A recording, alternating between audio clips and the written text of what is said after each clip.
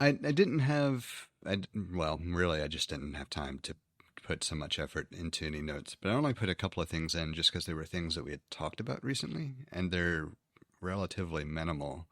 So I don't know if you want to hit those and just see where the conversation goes, or if you want to just start with something random and see what happens. No, I'm looking at your website right now. So, So the only reason I even put it in is because I was just kind of proud of getting everything feeling like it all belonged together, uh-huh. even though you end up touching 5 different websites. Okay. So I'm looking at Project JTH. What are like? I'm not sure that I could say, oh, these are 5 different websites because it's. I'm on the first page, but like, Yeah. So when I think if I if you start click on digging in, if you click on the speaking link from the main menu, yes, that's actually a separate website because it yep, takes you to, well, I mean, you see the address change. yep, and Uh, it also opens up a new tab. Like yep. it doesn't stay in the same tab, so that's nice. And then if you scroll down on that page, there are 3 courses that I've had Uh huh. listed as well. Each one of those is technically their own website. Oh, okay. But when you go to them, the navigation, well, I haven't cleaned up the header. The header changes a little bit with the fonts because of different themes that the original websites were using. And I decided not to be that picky on the first pass. But when you go to each one, there's also sub navigation where it looks like you're just going through, because you can click on each of the courses from each other with the top like sub navigation layer. And that was fun getting all that together. Nice. I assume you see what I was talking about. I think So if so. you go below the main header, there's a place where you can click on each of the 3 courses beside each other. 3 audience problems, practical paths forward. Is that what you're referring to? Oh, you haven't gone to one of the course sites. Never mind. Okay. That's why. No, I'm looking for the course sites. Yeah. So when you go down, you have the Oh, three I see them. keynotes, and then you've got, yeah. Okay. Explore Beyond the Belt, explore the teen program. Right. Okay. And those are intentionally not overly eye catching because it's just supporting material. But when you go to one, you have the main header, but then you've got that sub menu where you can choose between the 3 as well. So it's quickly being able to go between them, even though they're technically 3 different sites. Oh, yes. Okay. Yeah. So it was just nice to get that all Yeah. No, seamless enough that it feels like it's all one cohesive it does. Like, operating agency. it's really hard to tell that it's not the same thing. And then I'll eventually go back and fix. Like if you click through the 3, you'll see a couple of times the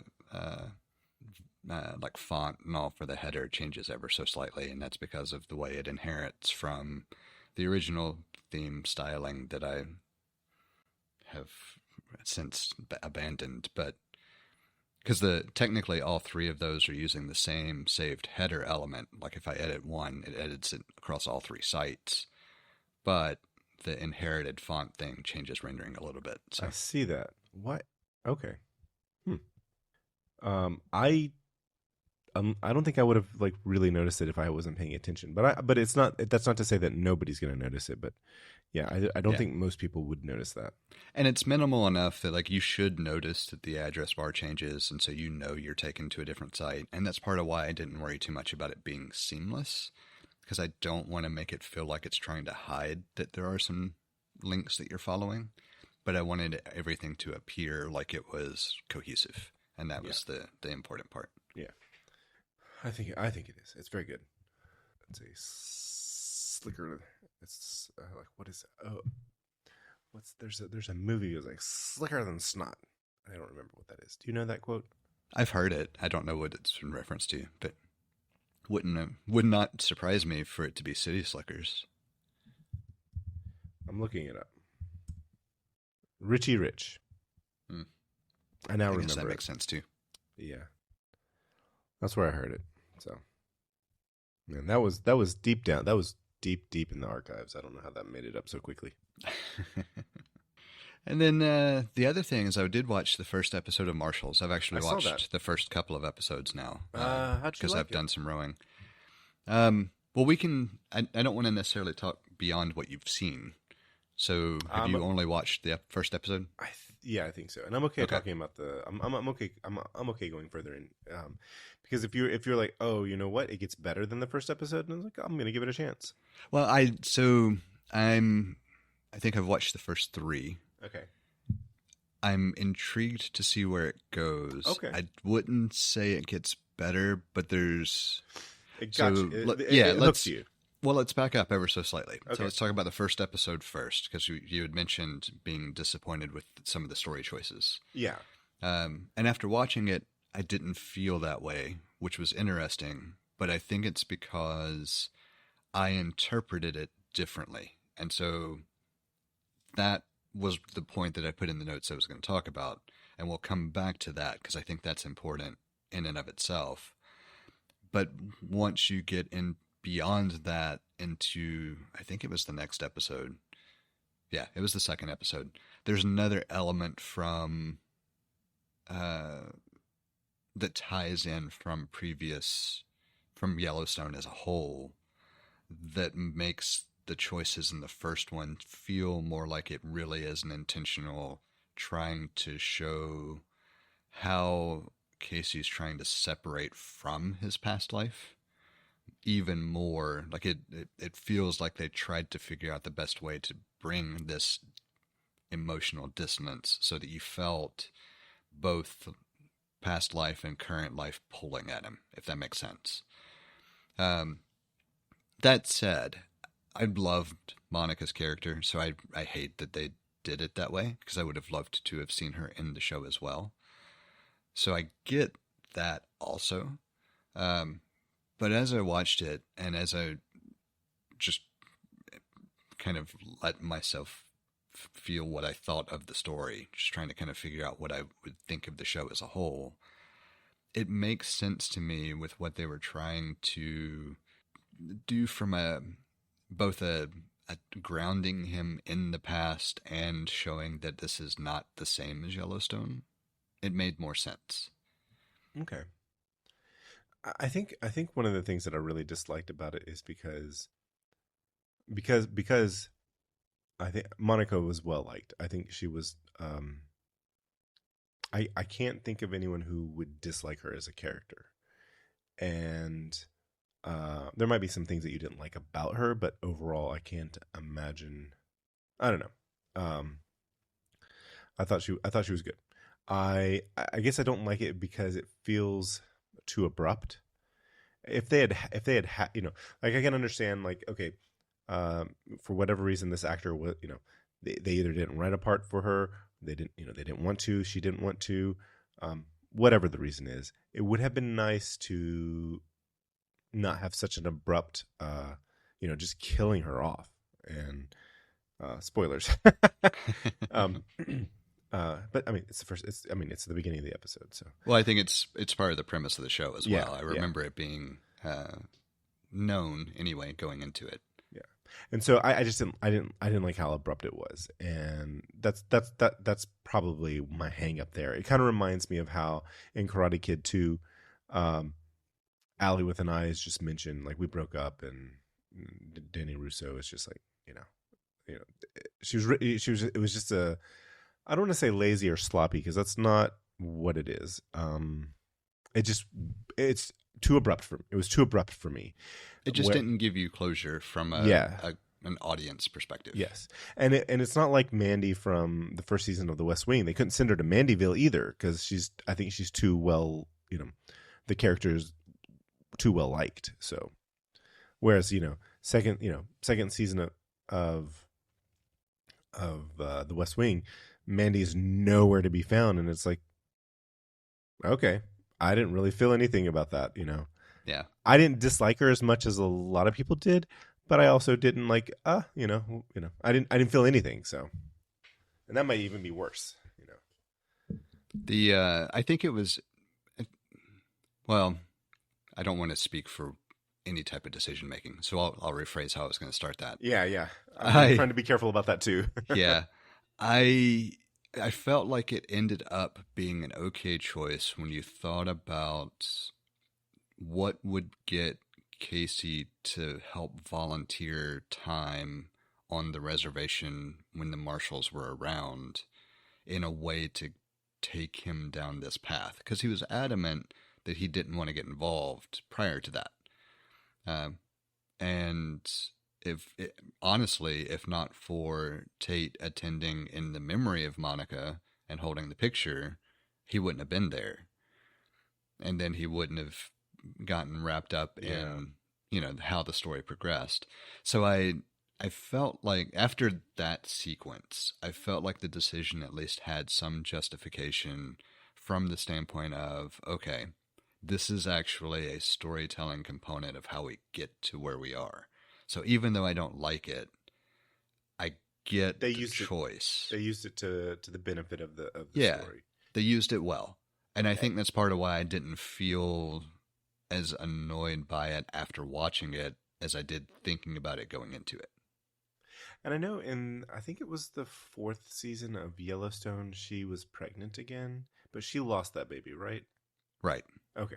I was just want to make sure that I didn't miss something there. It's like, doesn't he have another son? No, they actually, she lost that baby and they buried the baby on their family plot, correct? Correct. Okay. Yeah. I remember that being a thing because I really loved how, spoilers for the end of Yellowstone, but I really love how that was ended and how everything was, how they treated the ranch. I'm trying to say it without giving too much of a spoiler, but I love how the ranch was handled at the end of the last episode, and how, was it Mo that said, no, this is off limits, referring to the family cemetery, that they that was the only thing they left intact. Yeah, I think that was Mo. Yeah. And it was good to see that dynamic still, because it makes sense that Rainwater and Mo would be involved. Yeah. Because of the reservation.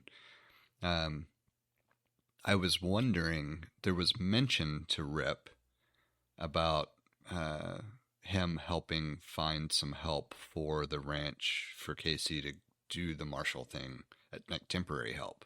So I was curious if he was going to end up making an appearance, but I have not seen him so far. Yeah, that's a thing where, like, if you never saw them together, like if Beth and Casey we never saw them together again, like I don't think that would be weird. No, I think it would make perfect sense for their characters. Yeah, because too much, at some point too much shit has happened. And and I can't remember what happened to who is the adopted brother? I can't even remember his name.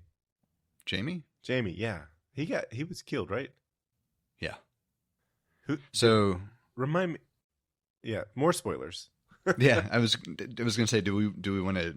I'll put a warning at the beginning, maybe spoilers, or put it in the text.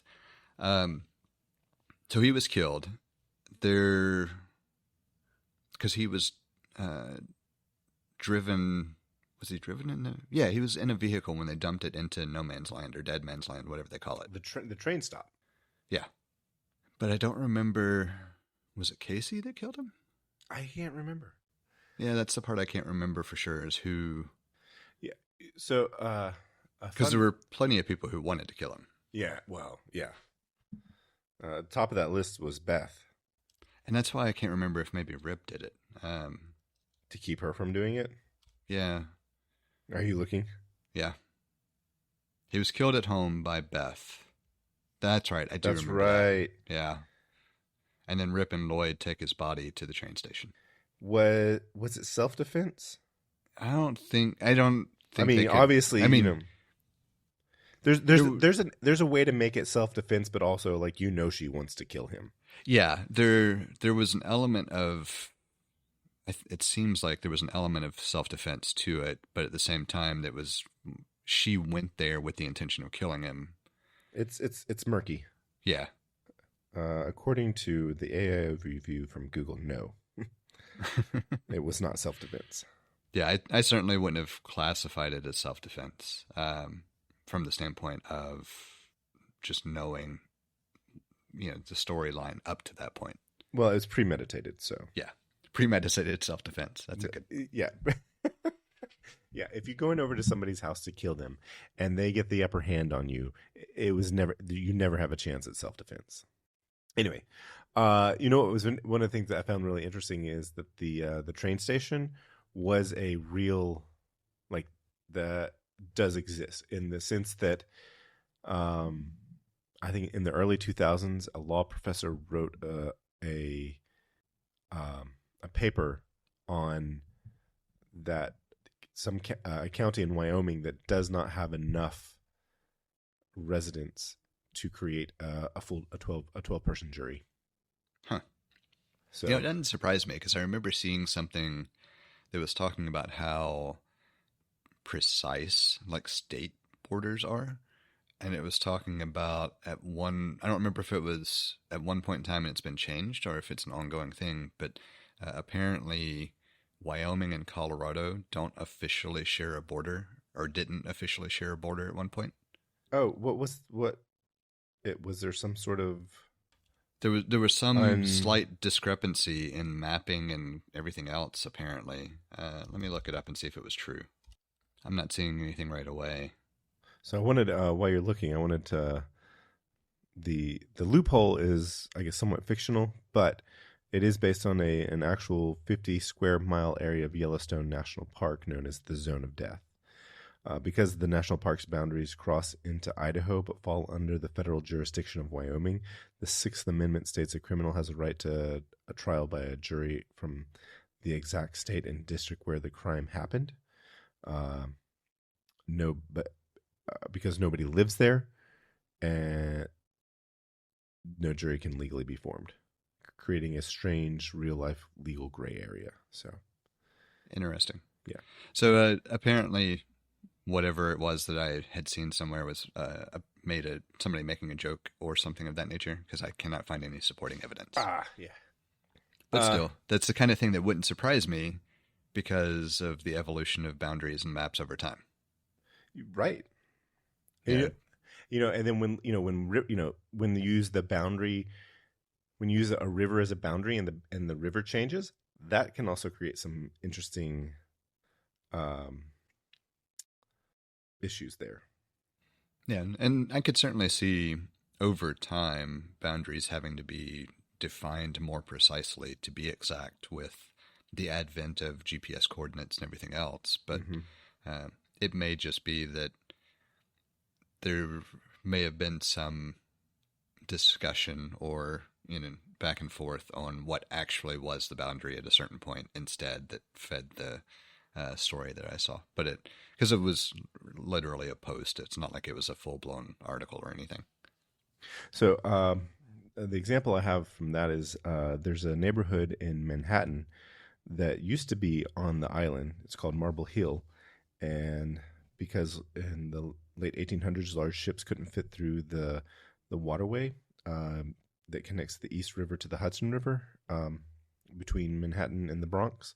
They dug it out, and there's a little piece of Manhattan that got cut off because of the canal and is actually borders the Bronx rather than being an island. It is fascinating how that happens over time. Mm-hmm. So I thought that was a pretty cool one. But yeah, that's pretty much all I had for notes. So we're on our own from there. Well, that's all right. That's all right. I will say, though, after watching the first couple of episodes, I am looking forward to seeing where the story goes. But it's because, since you mentioned Jamie, I don't think it gives anything away, but there's a thought. The way it's done, because it's not a spoiler. I was trying to figure out exactly how I would wrap it. There's some argument about the guy over the Marshal Service has with the guy playing the team lead about bringing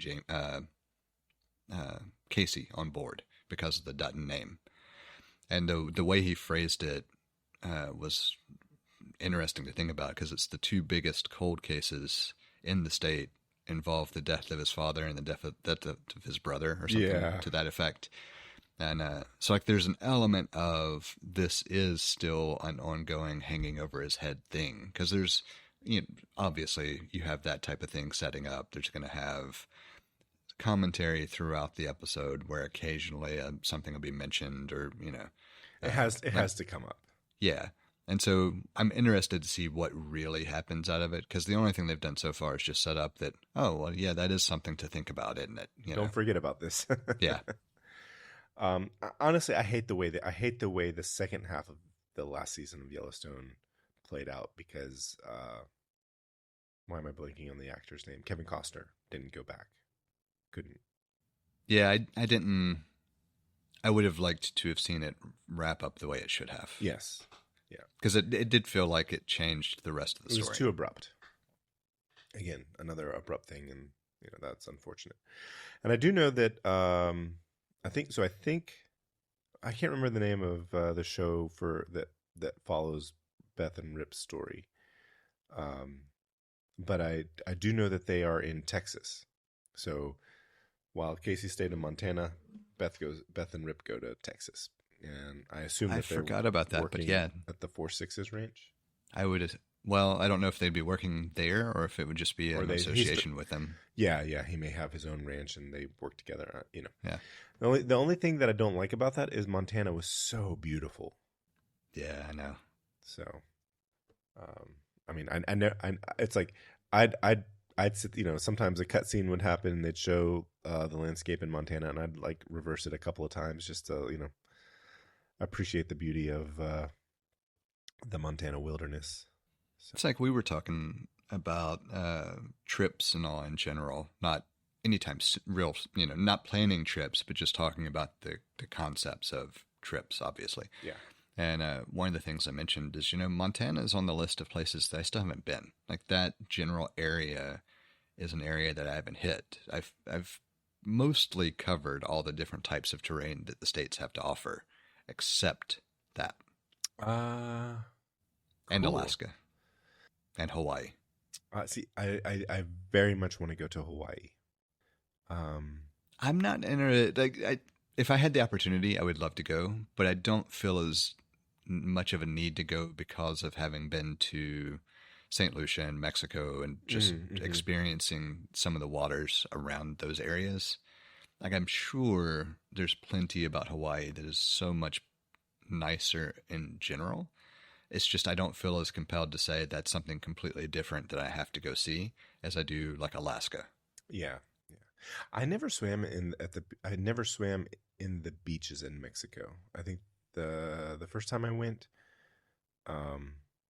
they said don't because of what there's some they likened it to something kind of like a chigger that is in the water, and it's not going to hurt you, but it's uncomfortable, and they recommended not swimming. Just stay in the pool, and the pool was huge. It was nice. And the second time I went, similar thing. I don't know why I didn't. There was never really. I didn't. I take that back. I didn't swim at the beach, but I did go put my feet in the water. But there was a pool everywhere that we went, and one of the places was on the far side of Cozumel, and it's kind of if you like, basically it's a place that if all you want to do is have access to the beach and read books, that's the place for you to go. Like sounds lovely. Yeah, like there's nothing over there.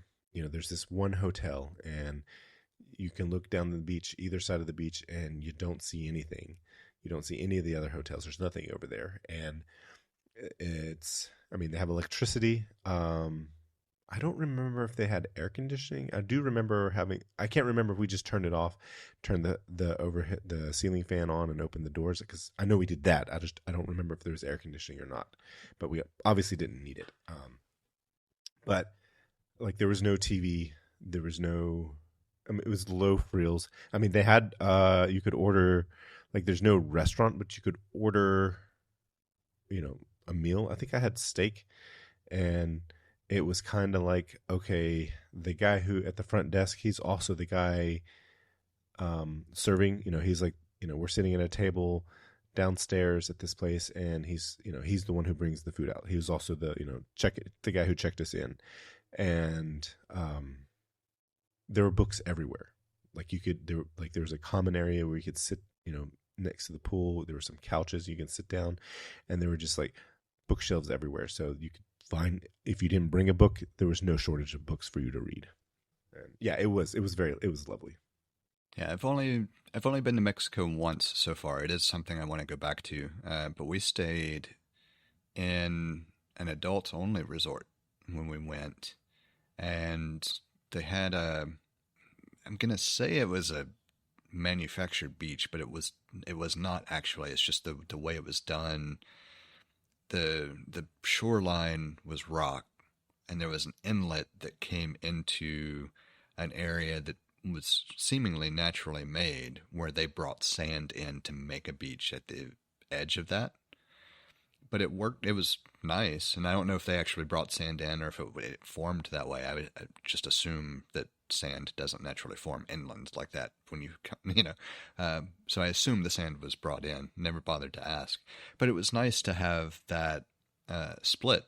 And then of course you had massive, I think there were 2 or 3 pools that you could actually go to, because the resort was huge, because it was the only thing there. There was nothing on either side of it for a long stretch, and I'm sure it's not like that anymore, but it was great at the time. And I would like to...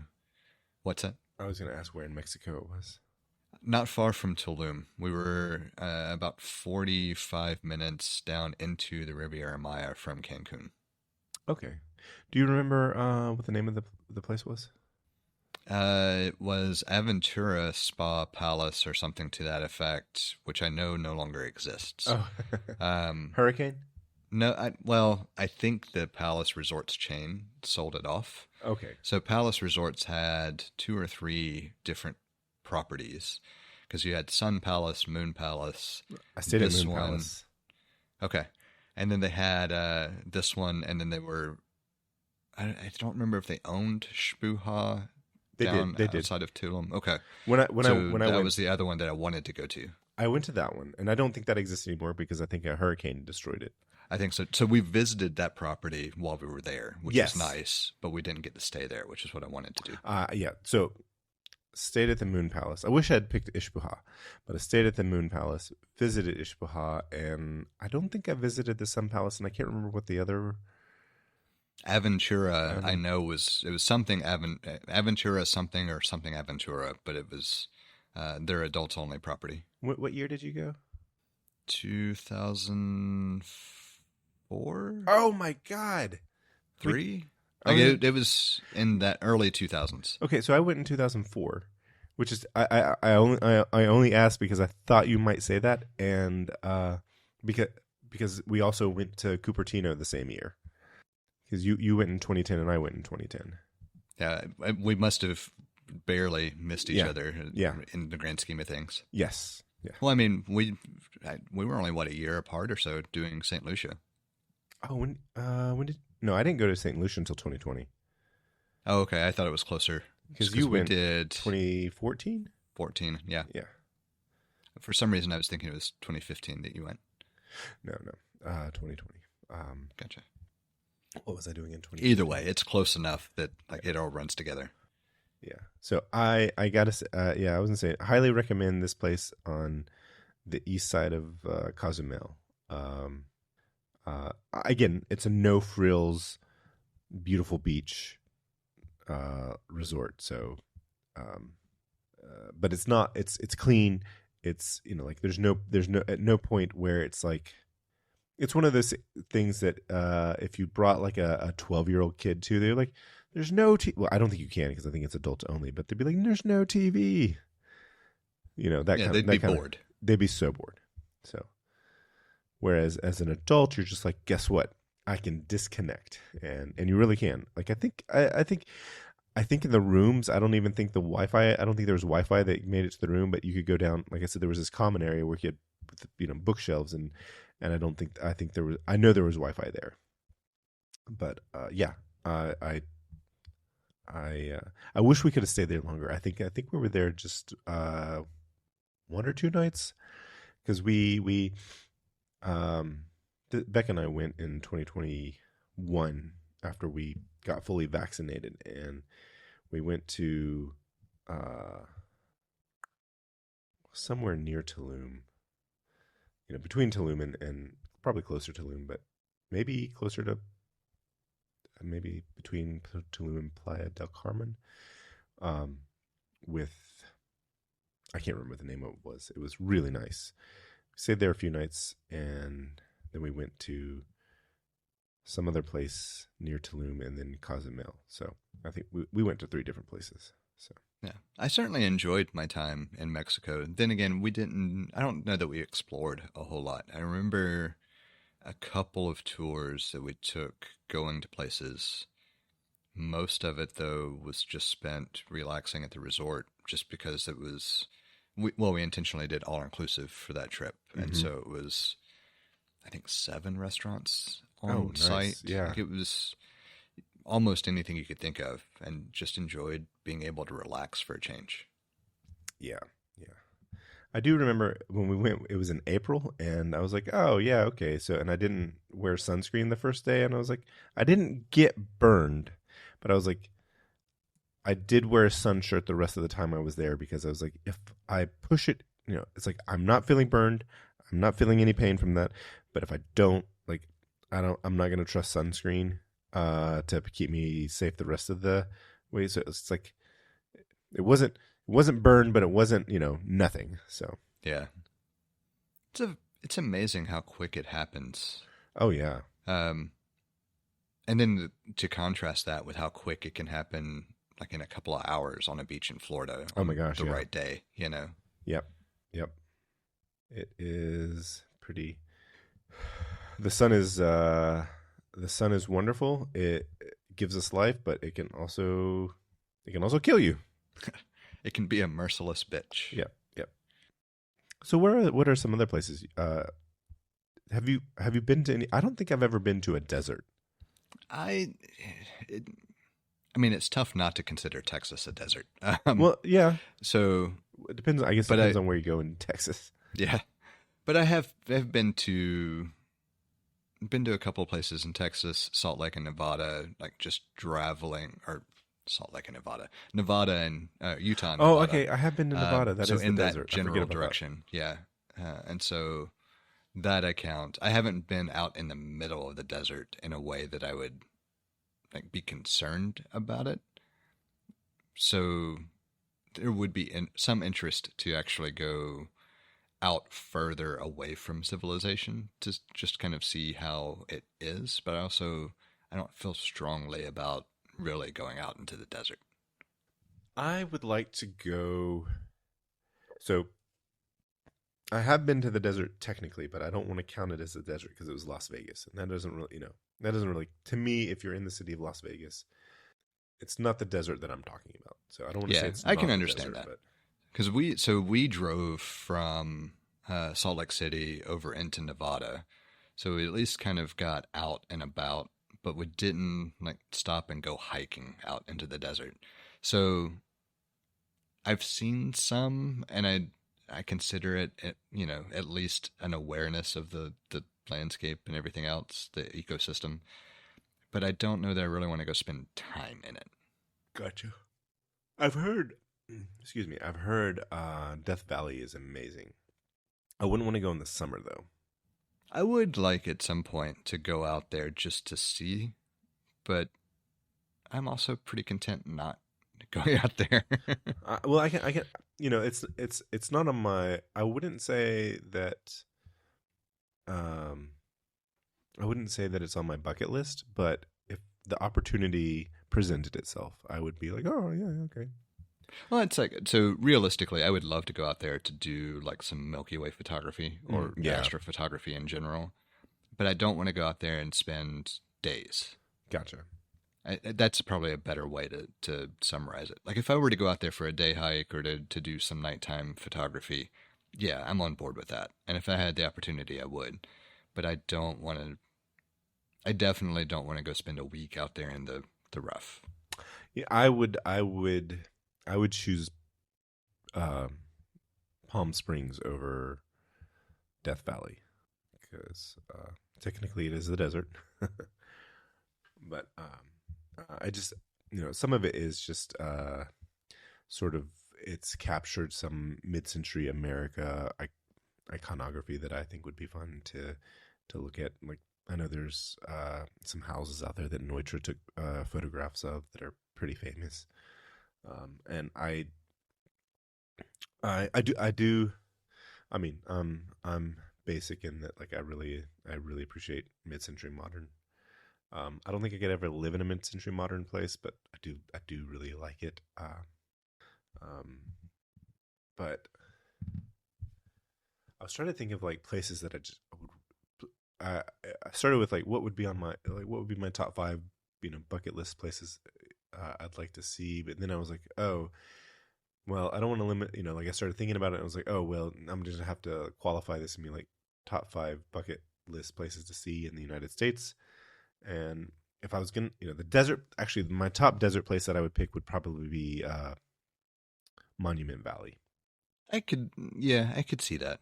I think it looks beautiful in pictures, and I think that when you actually go there, I think when you actually see, I don't think words can describe it. I don't think it's, like when I went to when we went to Yosemite, I was like, it was as beautiful as I thought it would be, and I feel like I'd have the same experience in Monument Valley.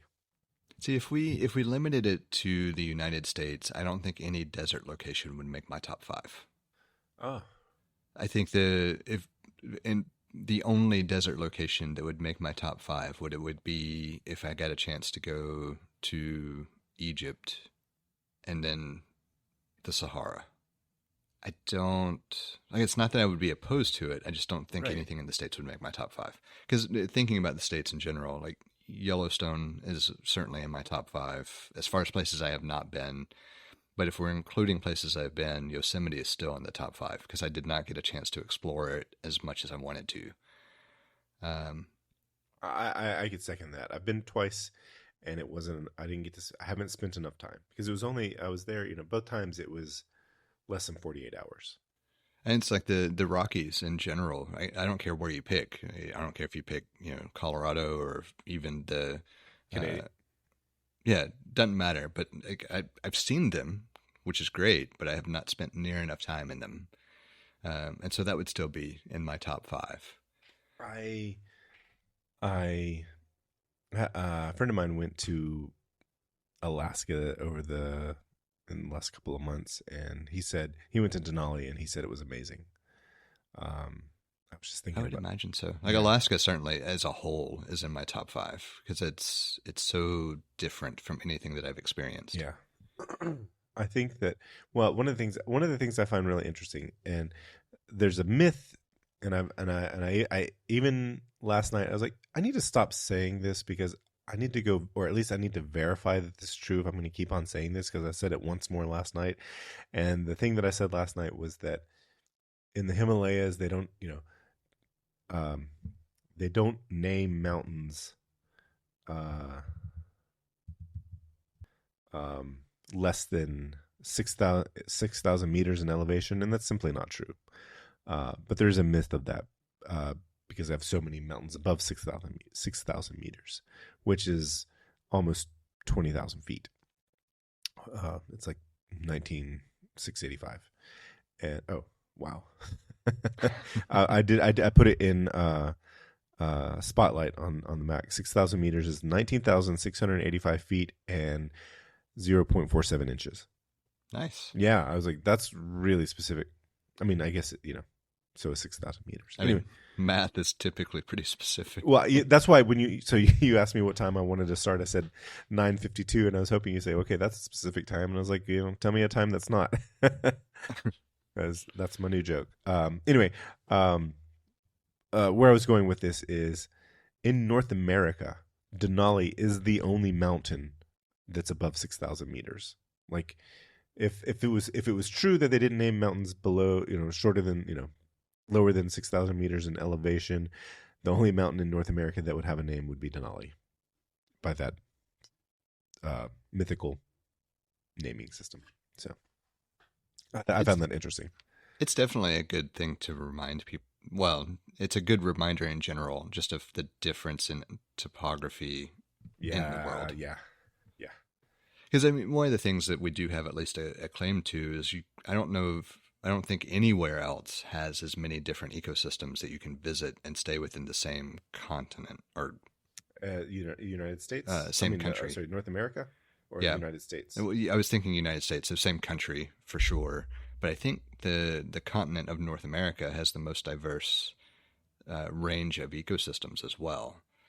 Because if I remember correctly, getting down into Mexico, like just the range from Mexico up to Canada is not duplicated on any other continent, with the possible exception of Asia. That's the part I can't remember. But either Yeah, way, like even then, doesn't really matter. yeah, It helps to illustrate that not everyone has yeah. such a diverse range of topography and ecosystems to visit, and we take it for granted. Well, I think Europe is a really good comparison because, for all intents and purposes, Europe and the United States are very similar in a lot of different ways, including general, roughly the same um, uh, landmass. And when I know that when Europeans come to the United States, they're like, there's so one I love, it's so huge. Sometimes, and they don't take into account, they have the ability to get to and from, one side of Europe to the other a lot easier than it is to get from when I say easier without a plane ride from one side of Europe to the other because of their extensive train system. But yeah, there's just so much more geography, and it's a lot less dense than Europe. Yeah, there's a much lower population density. Yeah. So, but yeah, and there's so many more. I truly think there are so many more features in the United States than there are in Europe. They've, not to say that there's, I don't want to take away from the beauty of Europe, because for us, one of the things we go, I went over there and I was like, everything that's there's so many things that are man-made that are so old, and we don't have anything that old here that's man-made. The beauty in the United States is, like you said, the diversity of ecosystems and environments, and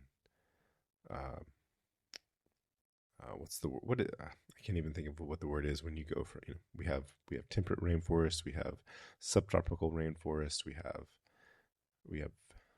I mean, yeah, we have the tundra, the taiga, we have plains, we have mountains, we've got deserts, we've got everything.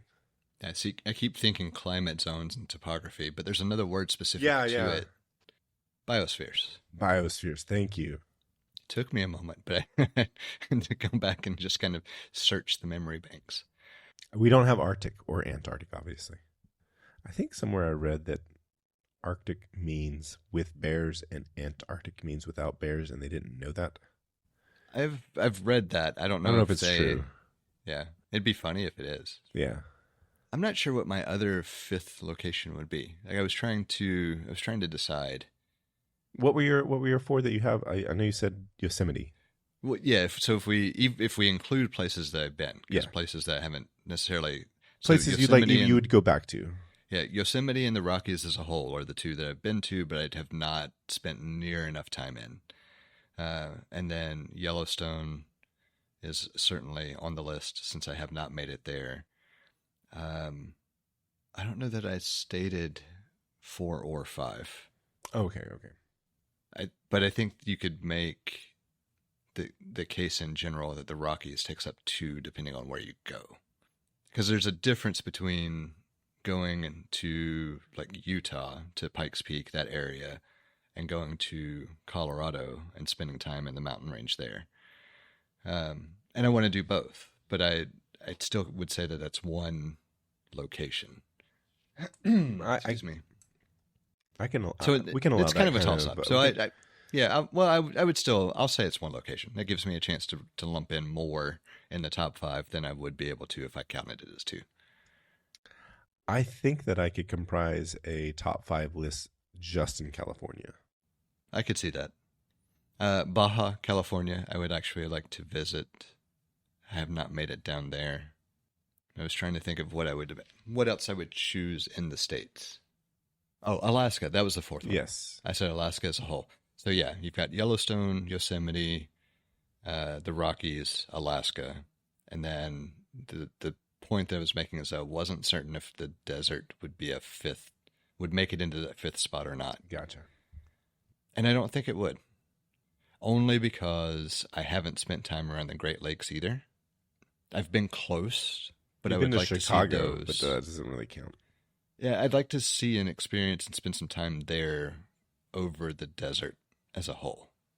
So the Great Lakes would round out my top five, which really, technically, the Great Lakes wouldn't make that fifth slot because I still want to spend more time up in the Northeast. I haven't made it as far as Maine.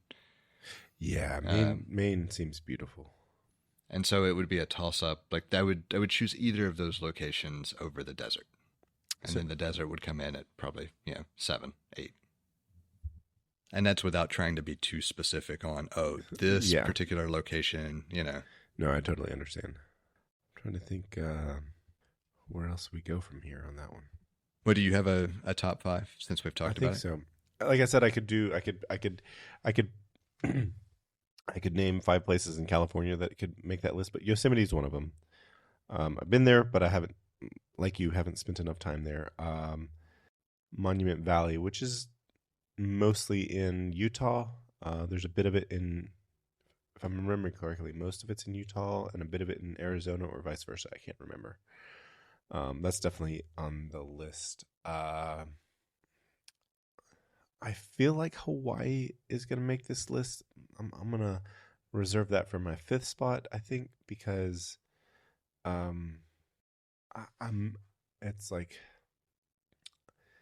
I know it's beautiful for a lot of reasons, but there are a few, it's like, I haven't ever planned what I would want to do in Hawaii, and I'm not sure, it's tricky because of going from island, if you want to go from one island to the other, and I haven't really done that. But I think Hawaii seems too general. Well, I mean, if the Rockies as a range That's is fair. as a choice, then I think Hawaii counts as an option. Yeah, well, then I would say Hawaii. Hawaii is one that I'd put in there. Just like if I can say Alaska as an option instead of pulling a specific point, then Hawaii also is fine. You're right. Okay, I was boxing myself in unnecessarily. I think that I'm trying to remember the name of I think it's Kings Canyon National Park is also in California that I'd very much like to go to. I think my 5th place would probably be Vermont in the autumn with all the leaf peepers. Yeah, I bet that part of the reason that I think Maine would be so phenomenal, just the change in seasons in Maine would be fun to experience. They have actual seasons. Yeah.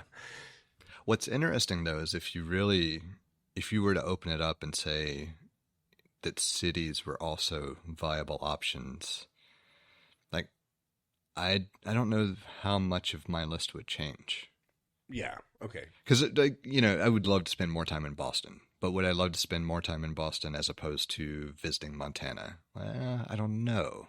I loved my time there, but I've never been to Montana, so there's that element of that to it.